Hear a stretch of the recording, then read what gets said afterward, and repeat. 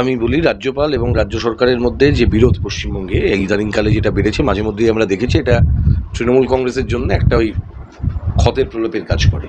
কারণ মানুষ খানিকটা আবার সব কিছু সরিয়ে রাজ্যপাল আর রাজ্য সরকারের মধ্যে কী বিতর্ক চলছে সেই নিয়ে তারা মত্ত হয়ে পড়ে। আমরা দেখেছি যে রাজ্যপাল এটা পারেন না করতে। রাজ্যপালের কী আছে, রাজ্যপাল কি জানতে চাইতেই পারেন, তার উত্তর রাজ্য সরকার দেবে।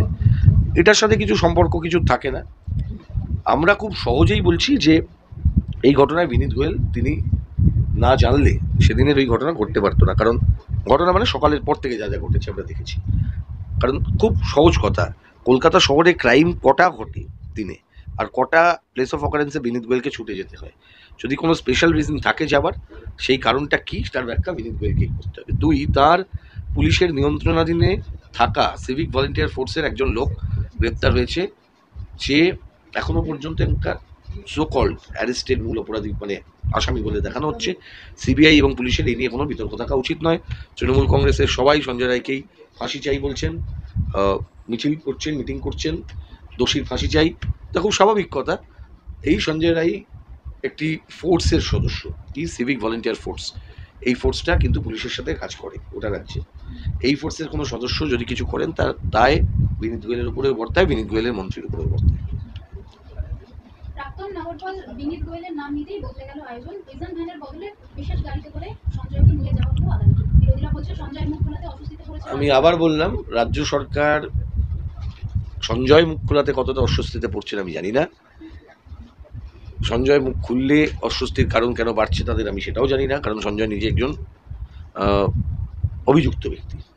কিন্তু সাধারণ মানুষ, আইন জানা মানুষ, আইন না জানা মানুষ, তারা সবাই মিলে একটা সহজ প্রশ্ন তুলছেন যে এত বড় কাণ্ড ঘটলো বা ওই দিন সকাল থেকে যা যা ঘটলো, এটা কি বিনীত গোয়েলের জ্ঞান ছাড়া, বিনীত গোয়েলের নলেজ ছাড়া এটা সম্ভব হতো? তোমার পরিবারের অভিযোগটা, ফলে অস্বস্তিতে রাজ্য সরকার সেদিনই পড়েছিল যখন এই রাজ্য সরকার আমাদের একজন ডাক্তার দিদিকে কর্মরত অবস্থায় সুরক্ষা দিতে পারেনি, ব্যর্থ হয়েছে। তাহলে রাজ্য সরকারের অস্বস্তি আমার মনে হয় বাড়ানোর জন্যে যারা সাধারণ মানুষ, তিলোত্তমার পরিবার, তারাই যথেষ্ট। কোনো আসামি কি বললো, I am not concern in that. চন্দ্রচূড়ের পর সুপ্রিম কোর্টের নতুন বিচারপতি পদে সন্দীপ খান্না, বিচারপতি বদলে কোনো প্রভাব পড়বে কি?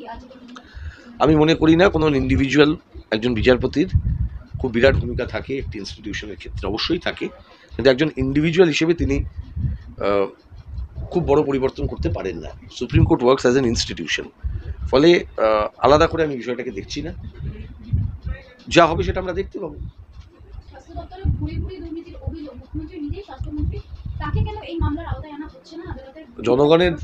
জনগণের মধ্যে এই প্রশ্নটা আসছে, তিনি কেন পদত্যাগ করবেন না বলুন? যার আমলে এত খুন হয়, যার আমলে এত ধর্ষণ হয়, তার এক মিনিট ওই পদে থাকার নৈতিক অধিকার আছে? একজন ব্যর্থ ফেইল্ড চিফ মিনিস্টারের নাম মমতা ব্যানার্জি, ফেল করেছেন, she has field to run the state.